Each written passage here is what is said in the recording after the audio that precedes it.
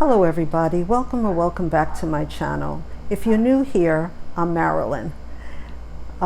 If you're new here, this probably is not the best video of mine that you'll ever see, but I felt compelled to come on here because I read a book that was the Booker Prize for 2025 that really touched me. Why am I not feeling well? Well, I've been suffering from very severe insomnia for the last maybe 3 weeks, and that does a number on you. But I wanted to come here because I don't usually read Booker Prize. And for 2025, and I'll show it to you on my Kindle, it's Flesh. And the author, it's Szalay, David Szalay. And he's a new author for me. I've never read any of his work. In fact, that kind of slid me down the rabbit hole of seeing what books that I've read that were Booker Prize winners, or have I read any. And I did find some connections with the books that I read. Now, before I joined BookTube, I didn't even know what the Booker Prize was. And all I know now is that it's a prize that I guess you have to live in England to get it. So it's an English book. It doesn't have to be an English author, of course, but it has to be published in England. So why was I moved to come on here when I'm not at my best to tell you about this? Well, there's a few reasons. One is that this is really the only day I have to do videos because I need help for many reasons, and my partner is going to help me with this, and this is his only day off. But like I said, the other reason is because I finished this book last night, and I was moved by not so much the premise of the book, but it's almost like an allegory of what this book means in present day life. I'm not saying that this is what the author was trying to say, because he's trying to say many things, and a lot of people, in fact, I think I saw a video of Dua Lipa, who's I think she's an Albanian singer that my daughter likes, actually, and I like her too. And she has a channel where she interviews authors. So she said, one thing she said on her channel was that it was a very European book. And I felt that way too. And I'm thinking that this book is in the not so distant past, but still, when the book opens, the main character is Istvan, and he's a very interesting character. First of all, he's only 15, and he's just moved to this, it's like a council flat home, and we get the impression that it's like very poor people live there. He's not rich. He lives with his mother, and the first chapter got me hooked. First of all, the language in the book is very unusual in that it's simple in some ways. There's a lot. He's not a very, even throughout the book, he's not has the best vocabulary. So there's a lot of okays and yeah, and there's a lot of them, maybe a little too much. But I think that if you read the first chapter, you'll understand. It's sort of a rags to riches, and I don't want to go and spoil the book because this is not my intention.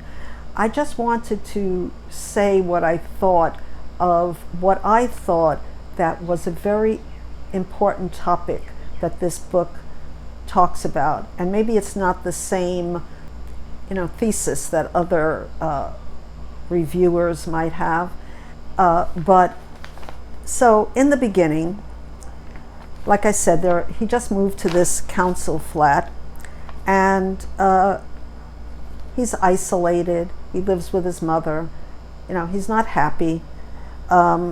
It's not easy to make friends in a new school anyway. And something happens. His mother asks him to help their neighbor to the store because she needs to go to the store. He doesn't want to, but his mother says she's been very helpful to us, yada yada, and he starts taking this woman to the grocery store, and they live on like the top floor, so she needs help to carry her groceries. Well, it looks like she needed help with other things too, because by like the second time that he is helping her with the groceries, she asks him if she can kiss him, which is highly inappropriate. And as the first chapter goes on, it goes into a grooming from this older woman. And we find out he's saying in the beginning she's ugly, she's old, I don't want to go, I don't want to help her. She turns out to be 42, which is old to a 15-year-old.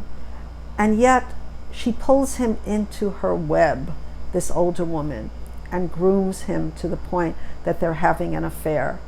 And when he says to her, because a 15-year-old is not old enough, whether it be a boy or a girl, to understand the grown-up feelings that come with having an intimate relationship with an adult. And by the end, he tells her he loves her, and she ends the affair there. And he gets very angry. And that's all I'll say about it. And that is almost the only time we see him really feel emotion, to really act out his emotion in a way that he does emotionally. I'm not talking about what happens with the story, but it goes on in vignettes, I would call them. Each chapter is a different period in his life, and I'm not going to go on to tell you what happens to him. And he is obsessed with getting ahead, but he really doesn't have the talent to do it. But in a series of coincidences, I'll just say that, he gets to a point where he's not poor anymore. But that part sort of, I'm saying, oh, that was a coincidence, and that was a coincidence. And that's what made me think, kept me reading still. Usually when there's too many coincidences, I put the book down. But in this case, I'm thinking, it's trying to say something else. It's an allegory, or if that's the right word for it. And I became hooked on it. And toward the end of the book, we're in present tense, and we're in his mind. So, but toward the end of the book, we go into other characters' point of view, their point of view, POV, for different reasons. And that didn't work that much. It's sort of, the book started, I wouldn't say falling apart for me, but it wasn't as satisfying, let's put it that way. But the reason that I was so motivated to come here and talk to you about this Booker Prize winner is because in our society, and I would say many societies, boys are not considered to be able to be abused by women. It always seems to be, and of course women are way abused by older men, by boys, I'm not taking anything away from that. But when a boy has an affair, if you call it an affair, with an older woman, they go, attaboy, yeah, But it's just as harmful as it is with a girl. And I think this book, for me, that was what I took away from it, because everything that happens in the book is because of this very traumatic experience that he has in the beginning of the book. And that's all I'll say about it. There are a lot of okays and and he's kind of tutored by other people to speak correctly. And did I say that this takes place both in Hungary and in London, which is very interesting to see how he becomes an immigrant in England and he becomes a bouncer at a strip club, and how he's treated in England as an immigrant. So there's also that experience of being an immigrant in the UK for a Hungarian person. I won't go into any more spoilery territory than that, because I don't think so far I've spoiled anything.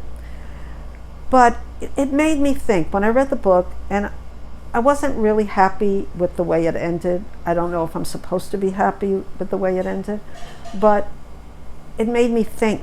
It made me think enough that I had a sleepless night last night, and I decided to come on here and not wait until the book kind of germinated or worked on me. I wanted to give my first honest impression of the Booker Prize. And like I said, I don't read many Booker Prize winners, or so I thought.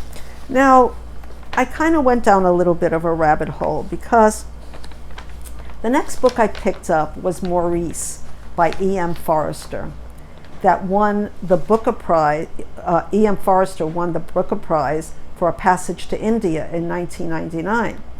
I haven't read that book. I saw the movie. I watched the movie, but I recently, this month, read Maurice, and I didn't know if I was going to get as far as to talk about it because of everything I said, but I'll try my best. And basically, Maurice now let me tell you, it's a gay novel, and it was written in the 1910s. Well, it's setting in the 1910s, when being homosexual was against the law, and you can go to jail. So this book is unfinished by E.M. Forster, Maurice. It wasn't prettied up or edited up, but his writing is so wonderful that I couldn't stop reading this book. So what is it about? And basically, Maurice is heartbroken over unrequited love of another boy in college. And it opens up his mind and heart to his own sexual identity, even if the other boy goes on to marry a woman and to reject him. He goes through this, and it's very vague, because remember, this is I think it was published, let me see, in 1914? No, it was before 1914. Well, 1910. So this is before the war. So we get a good idea of the UK, a lot of things about the UK, about London, about England in that time period. So it's a kind of historical document more than even a book. And I heard this said more than once when I was reading about it before I read it. So he couldn't publish this because in England, I think they legalized same-sex relationships. I don't think marriage, but in 1967, and that was 3 years before he died, and he was like almost 90. So that was sad, because E.M. Forster was gay, and he knew that to publish that, even though he wrote it, and I think he wrote it in 1913, and he knew that he could, it would ruin his whole career, and he had a wonderful career ahead of him. So he wasn't going to do that. So he put it in a drawer, and there it stayed until I think it was it wasn't published, I think, until the 70s. So that because he said he wanted it published after his death, which is kind of sad, it's really sad. it talks about politics of the time. It talks about a lot about religion and how religion was such a deterrent, as it is today in a way, not so much legally, but in families, that he wanted to not be gay, but as it says here, this is a quote from the book: England has always been declined to accept human nature. So yeah, I really love E.M. Forster's writing. I also read another book by E.M. Forster that I really loved called Howard's End, and I love the movie too. So that's how I will connect my love of E.M. Forster for watching the movie A Passage to India and also reading Maurice. So I think I want to read more of E.M. Forster's work.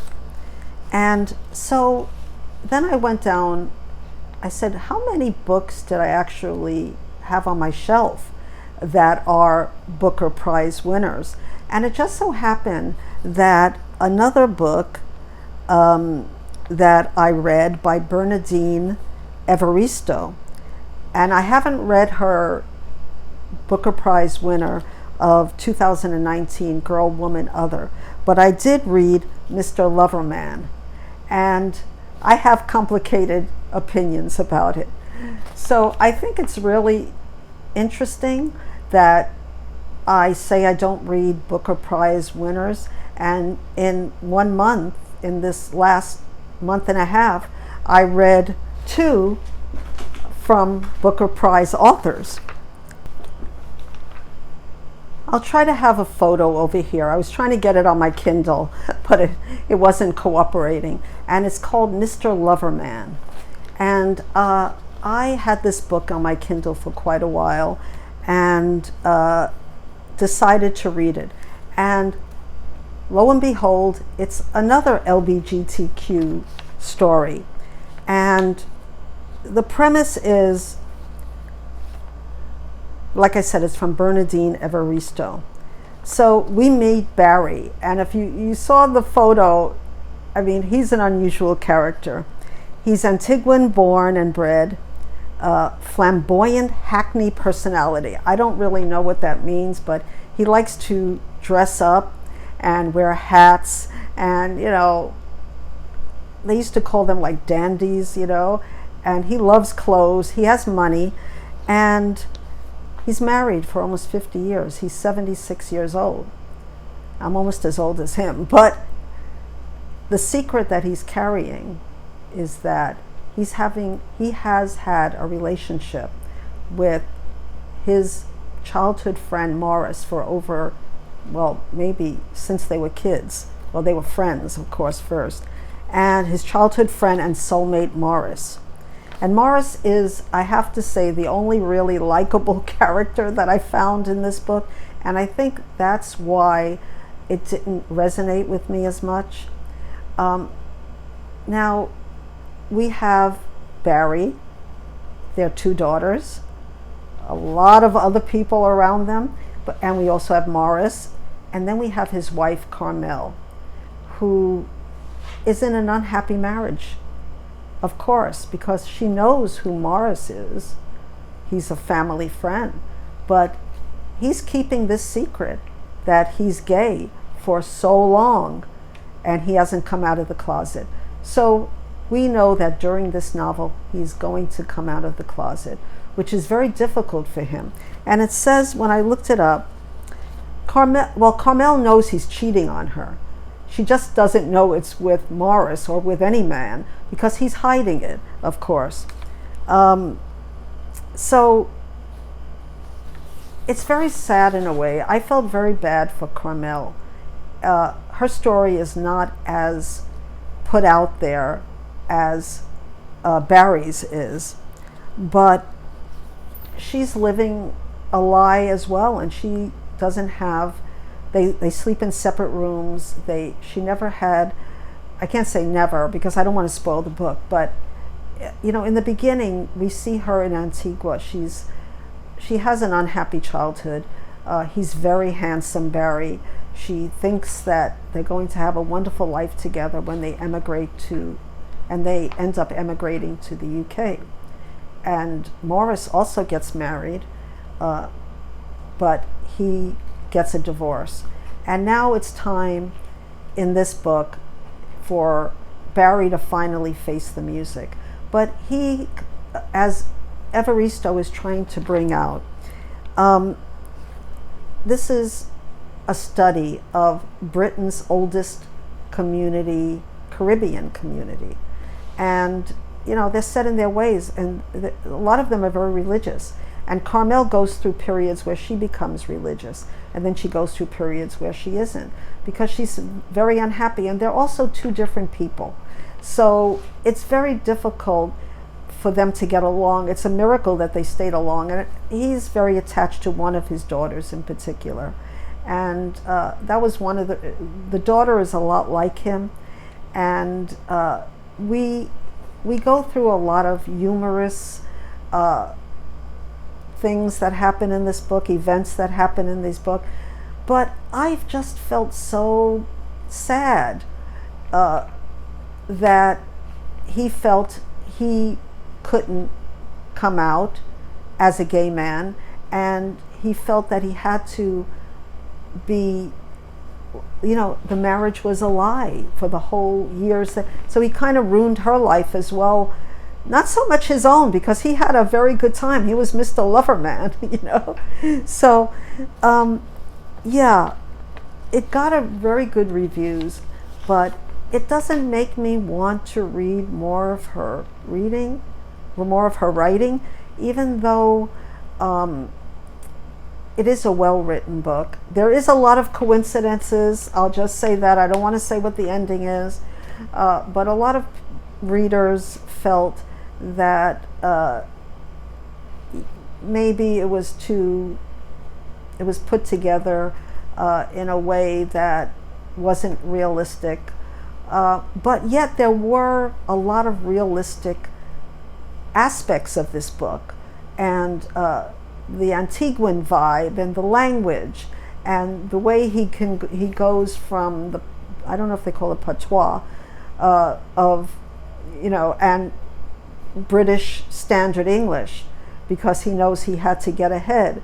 And also he's very smart. He has a lot of money, and his daughter wants to go into business, and he's very soft on that daughter. The other daughter he calls Carmel's daughter, because she's more sympathetic to her mother. So it's an interesting book. I can't say it was enjoyable for me, but I can see that her writing is very, very good. So if you have any thoughts on Mr. Loverman, I know there's a lot of good reviews on BookTube about this particular book, and everyone tells me to read Girl, Woman, Other. But like I said, I'm not really that sure that I'm going to read that book, only because it's kind of hard when you read one book and then it kind of puts you off another book. The other book that I read this month, and I'm not going to talk about it, it's not a very well written book, but it was the first book that ever addressed my health anxiety. I read tons of books on anxiety, and this book is called All the Little Monsters by David A. Roberson. And I'll try to have, but I can't promise, a photo of the book. It's clunky, it's repetitive, but it explains what health anxiety is better than any book I've ever read. It's a Canadian book. He's a Canadian author. He's from First Nation, so we get that aspect of his life and how he is able to become a very successful author with having such a severe anxiety disorder, and I was there for that. Yeah, I did realize, and I talked to another booktuber who read the book, who've said that it was more workman style writing more than a stylistic approach. So I felt, yeah, like I said, I didn't care because it really addressed exactly what I was going through at the moment. Now, I had more books to talk about, but I'm really not up to it. I did want to talk about a little bit about insomnia and how horrible it is. And 3 weeks ago, it's kind of sent me to the emergency room, where that was good because I found out I didn't have high blood pressure. I didn't have, wasn't having a heart attack. I didn't have any heart problems that I know of, but like the other book I was telling you about also suffered from panic attacks, which make you think you're having a heart attack. So that was good because I wasn't having panic attacks during the day anymore after I went to the emergency room. But I started having really bad insomnia. And believe me, I tried everything. The doctor gave me melatonin, told me not to take it for more than a month. But I lowered the dose just in case and bought it, because you can buy this over the counter. And it was helping me, I thought. And I'm trying chamomile tea, trying all the things that are supposed to. I've been listening to this, and it's a very good website if you're interested in it. It's called Insight Timer, and they have these teachers who you can have some guided meditation, which really helped me finally fall asleep last night, though it didn't help me stay asleep. So if you have any ideas about insomnia in general, because when I don't sleep, I feel so almost depressed, and I'm not a depressed kind of person. So if you have any ideas about insomnia, let me know down in the comments. And like I said, I want to apologize for my low energy. Usually I'm like much higher energy. You might like it better, I don't know. But I did want to come on here because I'm very passionate about how children are being taken advantage of, male and female, by adults in a sexual way. And I think you just hear it all over the place. And I'm talking about, of course, the book Flesh. And it does talk about, when they say, I forgot to say this before, but the European part of it maybe is because they talk about carnal stuff, sex stuff, very openly and without really like E.M. Forster's book does, where you don't know exactly what's going on. But of course, that has something to do with the times. But it's a very European book. But this is a problem that we have all over. I mean, Flesh starts out in Hungary, where this boy is taken advantage of, and we have in the U.S. young girls being taken advantage of every day, even going up to politics, which I won't discuss now. But the fact that boys should be listened to, and their groomers, their abusers should be punished just as much as if the boy was a young girl. That's all I'll have to say about that. And that's why I came here on a day where I'm not feeling that well, to talk about that. So thank you so much if you've listened this far, this long into my video. I had to stop a couple of times, so there's going to be a few edits. I lost my train of thought a few times. Obviously, you're not as sharp when you're not sleeping. But I hope to be back next week and go into more books that I've been reading, because, like I said, I've been reading a lot during all this time and not talking about it on booktube for many reasons. I've been doing other things, trying to get on at least once a week. So please like, comment, and subscribe, and please say hi in the comments and tell me if you've read any of the books that I talked about. Until then, I'll wish you all on this, again, almost rainy day in Hawaii, but we're going into our winter. I'll wish you aloha.